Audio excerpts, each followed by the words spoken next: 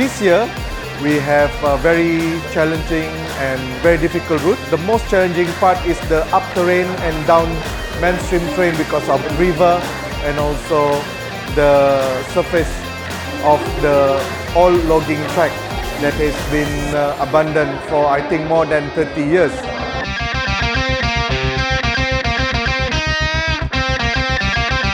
After joining the Borneo Safari, I'm convinced that the Isuzu D-Max X-Terrain is simply indestructible in certain situations.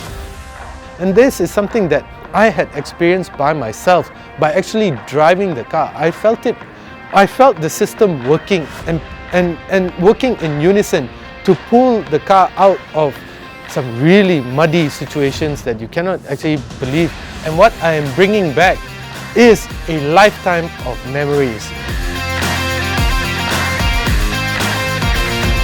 Kali ini dengan Borneo Safari 2024, Bang Itin merasa lalu dekat kawasan yang berlumpur, berair penuh dengan Isuzu D-Max dan juga menggunakan rough terrain mode melalui dan menyelusuri macam-macam terrain lah, berlumpur, berbatu, sungai, berbukit.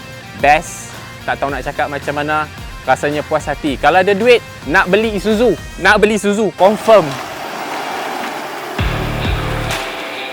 So aku paling impress dengan Isuzu D-Max 1.9 liter single cab. Sebab apa? Kereta ni walaupun cc dia kecil 1.9 liter, tapi dia boleh tackle all the obstacle, dia boleh drive up hills, dia boleh lalu sungai, dia boleh lalu jalan berlumpur dengan very smooth. So kereta ni memang sangat-sangat powerful lah bagi aku. 这台车看起来就是一个大块头，好像一台怪兽一样。可是当我们乘坐在里面的时候呢，感受到的东西就好像一台 SUV 一样舒服。我们走的路况啊是非常严峻的，但是在车里面我们感受到的是非常舒服。椅子方面很好坐，包括它的360的那些功能等等。